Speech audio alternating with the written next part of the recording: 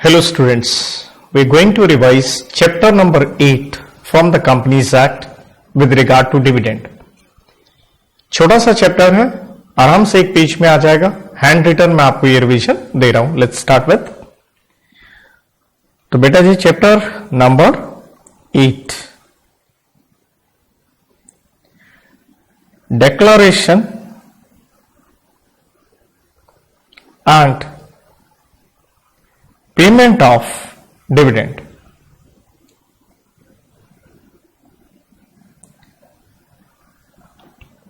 Declaration and payment of dividend, and this chapter is from section 123 till 127. Obviously साथ में क्या आएंगे, rules आ जाएंगे. द कंपनीज सेम यही चीज, declaration and payment of dividend rules 2014. सबसे पहले हम डिविडेंड की डेफिनेशन देखते हैं.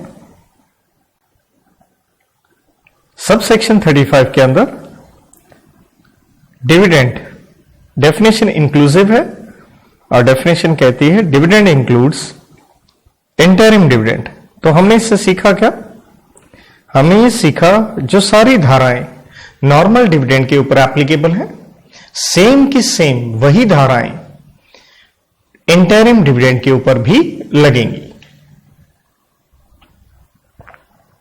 देखिए डिविडेंड से रिलेटेड हल्का सा अगर हम बेसिक्स कहें तो देखिए बोर्ड ऑफ डायरेक्टर्स बुलाते हैं अपनी बोर्ड मीटिंग और उसमें सबसे पहले वो क्या करते हैं, प्रपोज करते हैं डिविडेंड को, कितना डिविडेंड हम देंगे.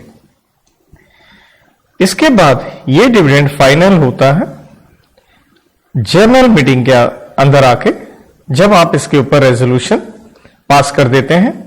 और ये हमने पहले ही पढ़ा था ऑर्डिनरी रेजोल्यूशन है, क्योंकि ये ऑर्डिनरी बिजनेस है जनरल मीटिंग के अंदर.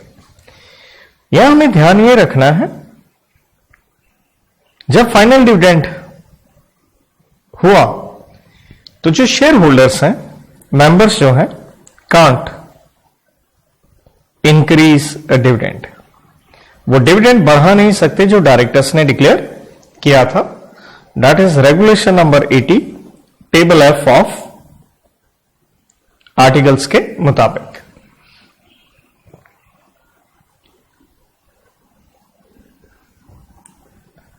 सेक्शन नंबर 123 काफी बड़ा सेक्शन है, काफी चीजें हैं, sources etcetera, lot of things कि डिविडेंड कहां से, किस तरह से, क्या मैनर होगा, कई चीजें हैं. तो एक एक करके स्टार्ट करते हैं 123 को. 123 कहता है डिविडेंड देने से पहले ये कार्य कर लें. डूज मतलब ये कर लो भाई, क्या कर लो, ट्रांसफर करो पैसा रिजर्व्स में. भाई कितना करें? 123 कहता आपकी मर्जी है.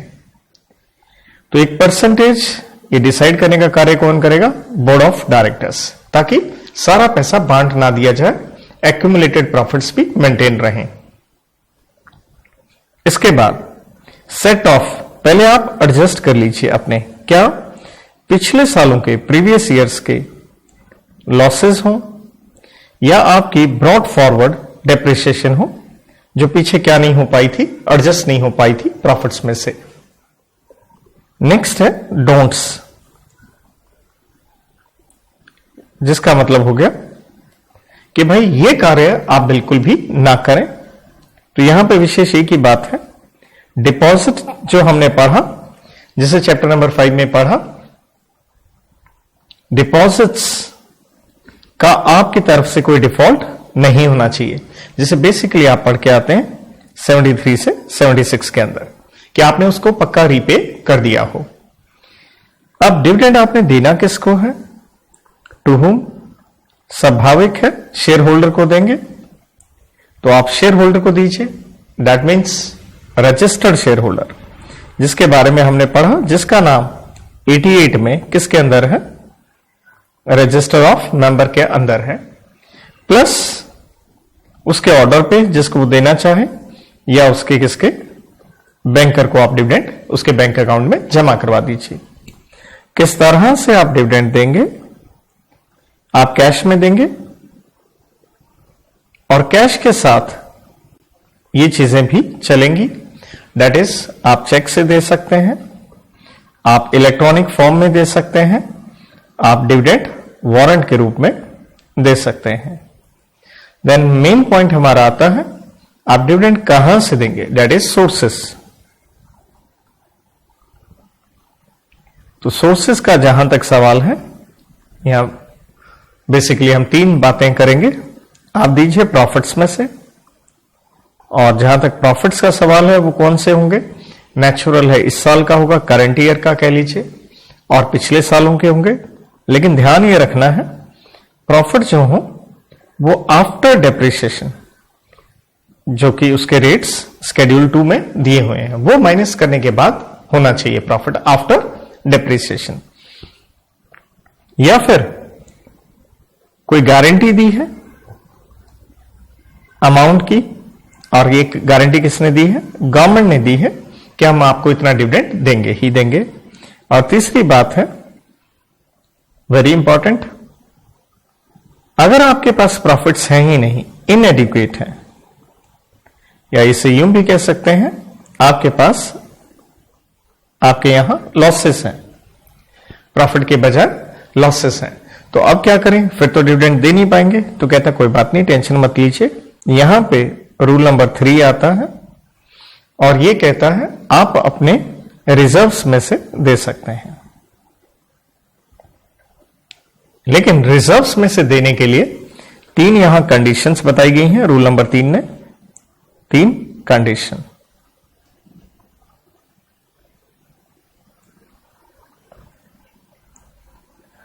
पहली कंडीशन यह है ज्यादा से ज्यादा रेट ऑफ डिविडेंड क्या होगा, तो ज्यादा से ज्यादा rate of dividend, maximum rate of dividend. दूसरी बात, आप रिजर्व्स में से कितना मैक्सिमम विड्रॉल कर सकते हैं। तीसरी बात, कम से कम बैलेंस कितना रहना चाहिए, नेचुरल है रिजर्व्स में। तो ये 3 चीजें हैं। तो आप मैक्सिमम रेट ऑफ डिविडेंड दे सकते हैं जो आपने एवरेज रेट ऑफ डिविडेंड दिया था पिछले 3 फाइनेंशियल ईयर में। बट लेट्स से अगर दिया ही नहीं डिविडेंड तो रेट का कोई समस्या नहीं है और आप विड्रॉ कर सकते हैं 10% मैक्सिमम। किस चीज का, आपकी paid up capital plus free reserves का। पेड अप कैपिटल आप पढ़ते हैं सेक्शन 2 सबसेक्शन 64 में, फ्री रिजर्व सेक्शन 2 सबसेक्शन 43 में।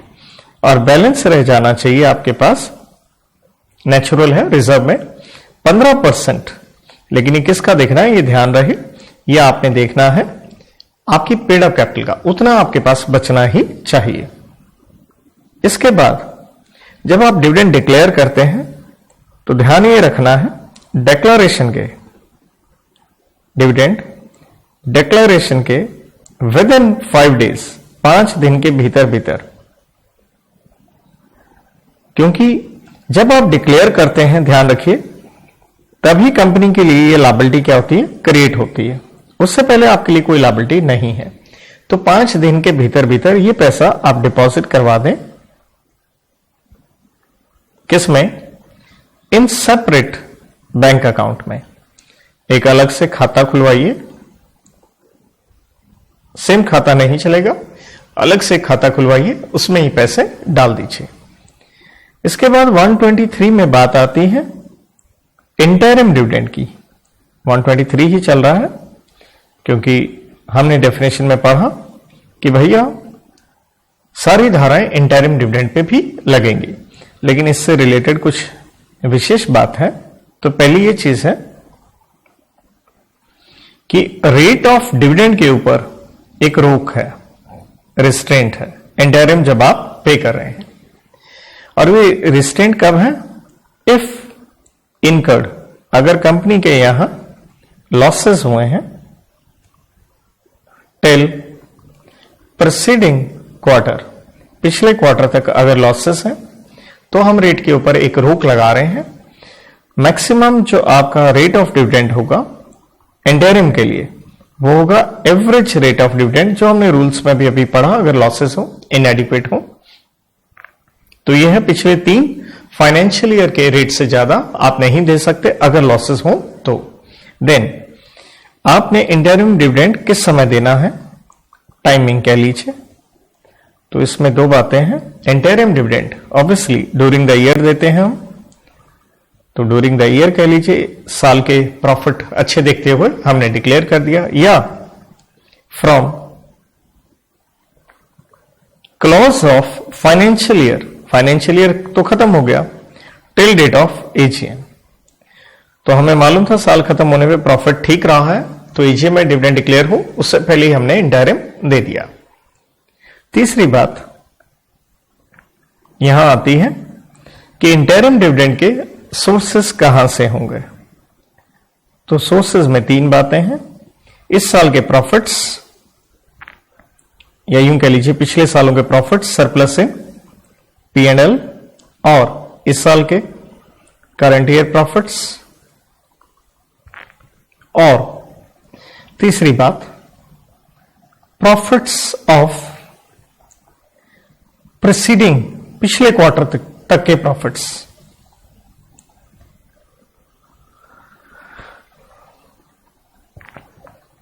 Before date of declaration.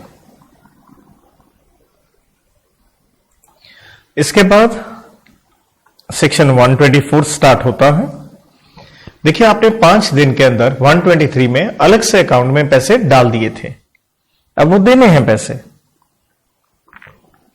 तो 124 कहता है अनपेड डिविडेंड अकाउंट, या अनक्लेम्ड कह लीजिए।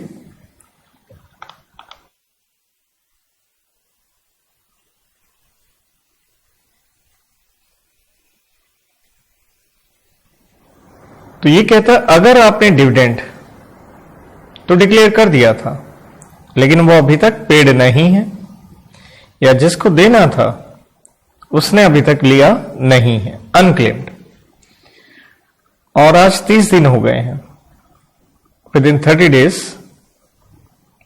Of declaration. तो हमने यहां से सीखा डिविडेंड 30 दिन में देना होता है, लेकिन अगर नहीं दिया तो भाई क्या करें। तो ऐसा है, आप जाइए बैंक में एक और खाता खुलवाइए। तो अगले नेक्स्ट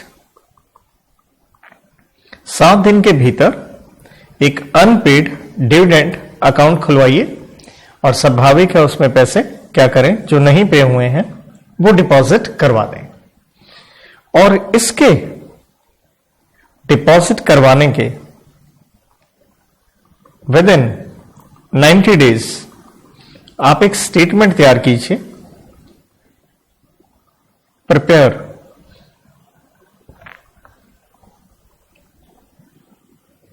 एक स्टेटमेंट बनाइए। भाई स्टेटमेंट में क्या होगा, इस स्टेटमेंट में सारी शेयर होल्डर की डिटेल्स होंगी। भाई ये शेयर होल्डर, नाम, एड्रेस, इतने शेयर, इतना डिविडेंड, इसका डिविडेंड अभी नहीं मिला है, मतलब इसको नहीं मिला, नहीं पे हुआ है। और ये स्टेटमेंट तैयार करके आप क्या करें, पुट एट वेबसाइट, ताकि वहां से वो पढ़ के अपने डिविडेंड के लिए अप्लाई कर सके। तो इस तरह से यहां 3 टाइम पीरियड हो गए। देखिए 30, 7 एंड 90 टाइम पीरियड आगे भी जाएगा। इस अकाउंट में पैसा कितने दिन तक पड़ा रहेगा, 7 साल। तो दैट मीन्स आफ्टर 7 ईयर्स अब ये पैसा क्या करें, ये पैसा ट्रांसफर कर दिया जाएगा to investor protection. Investor protection, अरे भाई, investor education and protection fund में। सेबी रेगुलेशंस में वर्ड आता है investor protection and education fund, यहां वर्ड आता है investor education and protection fund. तो इस अकाउंट में, इस फंड में ये पैसा 7 साल के बाद ट्रांसफर कर दिया जाएगा, क्योंकि आप पैसे लेने ही नहीं आए। तो ये कब ट्रांसफर किया जाता है, इसमें ये भी चीज है कि 7 साल तक, सारे के सारे सालों में, ऑल ईयर्स, आपने डिविडेंड नहीं लिया। दूसरी बात है, एक चीज और होगी, 7 साल तक आपने डिविडेंड नहीं लिया, इवन जो शेयर्स हैं वो तक इसमें ट्रांसफर कर दिए जाएंगे। लेकिन अगर आपके शेयर्स भी ट्रांसफर कर दिए जाते हैं, शेयर से रिलेटेड पक्का आपके पास राइट रहता है, आप उन्हें वापस ले सकते हैं, रिक्लेम। और रिगार्डिंग डिविडेंड ये हम 125 में पढ़ेंगे कि डिविडेंड का क्या होगा 7 साल के बाद। तो यहां से नेचुरल है हमारा स्टार्ट हो गया section number 125, investor education and protection fund. तो सबसे पहले ये फंड बनाया किसने? नेचुरल है central government by official gazette में। तो इसके लिए आईईपीएफ नाम की एक अथॉरिटी बनाई गई है। जब अथॉरिटी बना दी है तो उस अथॉरिटी में कौन कौन होगा, कॉम्पोजिशन, उसको मैनेज करने के लिए।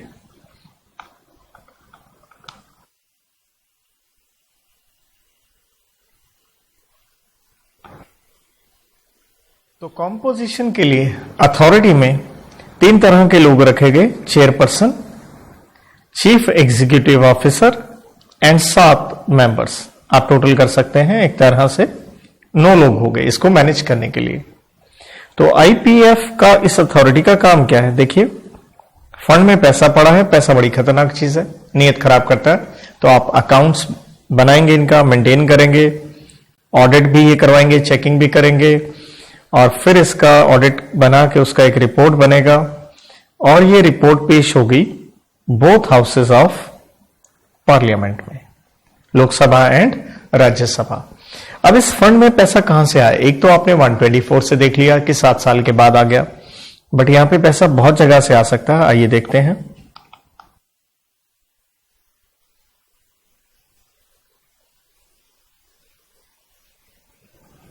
सो आईईपीएफ कंप्राइजेस ऑफ, इसके अंदर पैसा कहां कहां से आया? तो एक कोड की मैं बना रहा हूं इसकी।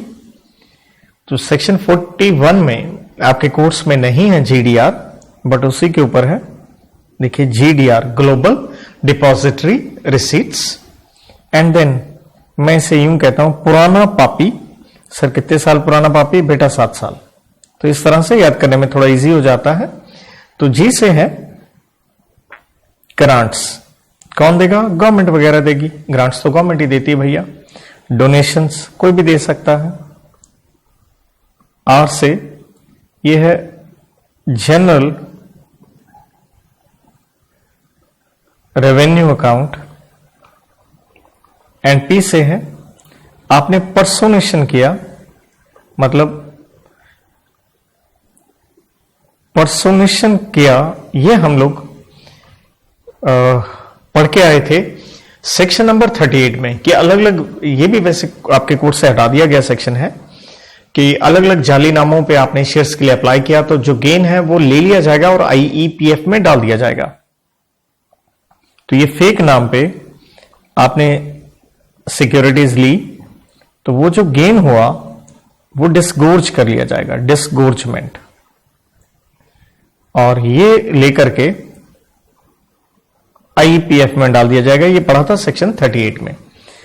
तो मैं इसे पुराना पापी कहता हूं। तो एक पुराना पी से आ गया। ये पुराना, व्हाट इज पुराना? देखिए कंपनीज एक्ट पहले होता था 1956 में।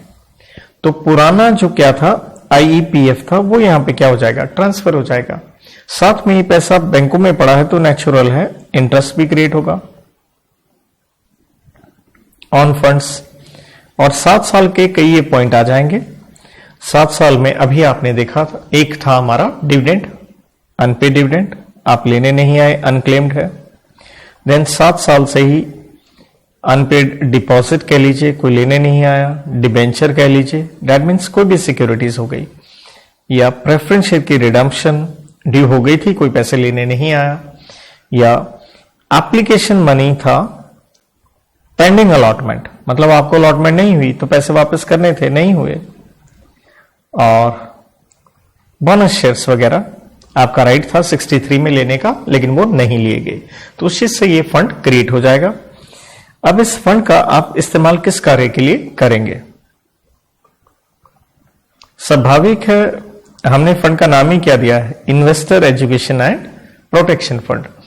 तो एक इन्वेस्टर के लिए ये यूज होगा, हम रिफंड इसमें से दे देंगे जिसका पैसा है 7 साल चाहे बीत गए थे उसके बाद भी। और सेक्शन 38 में देखिए वो फेक नामों पे आपने कुछ बेनिफिट उठाया तो कोई लॉस हुआ किसी को, जो आदमी शेयर नहीं ले पाया, शेयर नहीं ले पाया क्योंकि आपने जाली नामों से अप्लाई कर दिया था, तो हम उसको कॉम्पनसेशन यहां से दे देंगे। एंड देन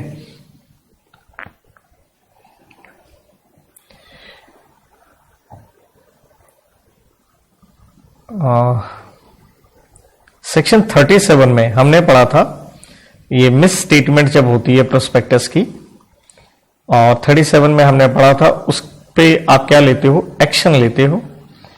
और इसको हमने एक नाम दिया था क्लास सूट्स, एक पर्टिकुलर कैटेगरी के इन्वेस्टर्स को नुकसान हुआ तो हम उसको कॉम्पनसेट करेंगे। कोई लीगल, क्योंकि उन्होंने जब केस वगैरह किया है तो उनका इसके ऊपर इनकर क्या हुआ, legal expense, so we will pay out of this. Section number 126 is a small section, ये रोक लगाने जा रहे हैं और रोक के लिए यहां वर्ड इस्तेमाल किया गया है अबेयंस, विच मीन्स रोक है, रिस्ट्रेंट है। अबेयंस किस चीज का भाई, of right. As a existing share holder आपका राइट होता है कि आपको क्या मिले कंपनी से, डिविडेंड तो मिले ही, राइट शेयर बढ़ के आए थे 62(1)(a) में, बोनस शेयर मिले। इस राइट पे हमने क्या लगा दिया है, रोक लगा दिया। भाई रोक क्यों लगाया, वजह क्या है? देखिए आपने शेयर्स क्या किए, बेच दिए, तो आप क्या बन गए, ट्रांसफरर। ट्रांसफर हमने पढ़ा था सेक्शन नंबर 56 के अंदर। हुआ क्या, ट्रांसफर करते हैं तो किसको करते हैं, ट्रांसफरी को। होना क्या चाहिए था, ट्रांसफरर का नाम कट जाता आरओएमएस से और किसका नाम चढ़ जाता, ट्रांसफरी का। तो हमने 56 में पढ़ा था ये जो ट्रांसफरी है ये IoT, instrument of transfer, plus share certificate, ये दोनों लगा के किसको देगा, कंपनी को देगा अंडर सेक्शन नंबर 56 में। लेकिन समस्या क्या है, ये सारा कार्य अभी पेंडिंग पड़ा है, ड्यू पड़ा है। तो अब प्रश्न ये है, ट्रांसफर ने तो शेयर बेच दिए, अब हम dividend, right share, bonus share किसको दें? तो कंपनी कहती है बेहतर है रोक लगा दी जाए। हाँ, नहीं लगाएंगे एक रोक, एक एक्सेप्शन क्रिएट की गई है। अगर राइटिंग में कॉन्सेंट दे दे, कौन दे दे, ट्रांसफरर, क्या कंसेंट दे दे कि भैया दे दो ट्रांसफरी को, मैंने तो शेयर बेच दिए, तो अभी उसी के हक हो गए, दे दो उसे, मुझे कोई टेंशन नहीं है। लास्ट सेक्शन 127 एग्जाम में बहुत बार आया है तो वेरी वेरी इंपॉर्टेंट ही कहेंगे हम इसे, इसकी पेनल्टी अच्छे से याद कीजिएगा आप। अच्छा, पेनल्टी का अगर मैं एक चीज और जिक्र करूं तो जब मैं 124 की आपसे बात कर रहा था, 124 सेक्शन में इसकी पेनल्टी में अमेंडमेंट आई है, अमेंडमेंट एक्ट 2020 से, इसलिए उसे थोड़ा देख लेना चाहिए। तो ये 124 की पेनल्टी मैं थोड़ी सी यहां लिख रहा हूं। देखिए पेनल्टी है कंपनी के ऊपर एंड ओआईडी के ऊपर, ऑफिसर इन डिफॉल्ट। कंपनी के ऊपर जो पेनल्टी है वो फाइन है 1 लाख रुपए का, 500 रुपए पर डे हो सकता है अगर डेली डिफॉल्ट रहा, लेकिन मैक्स ये जाएगा 10 लाख तक। ओआईडी का जहां तक सवाल है उसके ऊपर फाइन लगेगा 25,000 रुपए और डेली के उसे लगते जाएंगे पर डे 100 रुपए और ये मैक्सिमम होगा 2 लाख। तो 124 में due to amendment, amendment act 2020, ये पेनल्टी इसलिए कर लेनी चाहिए। Otherwise 127 is the hot one for the penalty, बहुत बार क्वेश्चन आए हैं। तो ये बात करता है time of payment of dividend, लेकिन खास करके इसमें किस चीज की बात है, पेनल्टी की, कि अगर आपने इतने दिन में डिविडेंड नहीं दिया तो वो हम जानते हैं 30 दिन में आपने डिविडेंड देना था with in 30 days of declaration, वरना क्या लगेगी, पेनल्टी लगेगी। तो पेनल्टी है कंपनी के ऊपर, जितना आप डिले करेंगे 30 दिन के ऊपर, तो भैया आप ब्याज भरिए डिलेड पीरियड के ऊपर 18% पर एनम के रूप में। साथ में जो डायरेक्टर जानते हैं डिविडेंड नहीं दिया गया, जो जानते हैं, जिन्हें नहीं मालूम उनको हम एक्सक्यूज दे देंगे। अवेयर ऑफ, तो बेटा आप लोग तो तैयार हो जाओ ससुराल जाने के लिए, जेल, और ये है मैक्स 2 years। और बड़ी बात है बीच में वर्ड है एंड, साथ में ससुराल जा रहे हो तो शगन के पैसे भी ले जाओ, दैट इज फाइन। और ये है minimum 1000 per day, 1K PD per day. हाँ, आपको ये पेनल्टी नहीं लगेगी, एक्सेप्शन है, दैट मीन्स नो पेनल्टी। तो यहां मैं कोड की बना के दे रहा हूं, मैं इसे कहता हूं डोडा पोस्ट, इस तरह से। और पोस्ट ना अच्छा लगे, डोडा में दो ए भी आ सकते हैं, उस तरह से भी याद की जा सकती है। दरअसल डायरेक्शन दी है एक शेयर होल्डर ने, और कि मुझे इस तरह से डिविडेंड वगैरह दिया जाए, लेकिन वो डिले हो गया उसकी डायरेक्शन की वजह से। और कंपनी ने कहा कि भाई साहब, हम आपकी डायरेक्शन कांट कंप्लाई, हम नहीं कर पाएंगे, इस वजह से डिले हो गया, आपकी वजह से ही हुआ, इसलिए एक्सक्यूज है। उसे है ऑपरेशन ऑफ लॉ, कानून ने रोक लगा दी। देन फिर आ गया डी से, डिस्प्यूट है, किससे रिलेटेड, टाइटल कि शेयरों का मालिक कौन है, और ये डिस्प्यूट फिलहाल कोर्ट में चल रहा है, सब जुडिस है, मैटर इन द कोर्ट। ए, आपका जो डिविडेंड है वो एडजस्टेड लॉफुली, मतलब कुछ ड्यूज होंगे आपने कंपनी को नहीं दिए होंगे, कंपनी ने वहां से एडजस्ट कर लिया। पोस्ट का पॉइंट ये है, ये देखिए ए से वर्ड आ गया, एनी अदर रीजन, किसी और कारण से डिविडेंड क्या हुआ,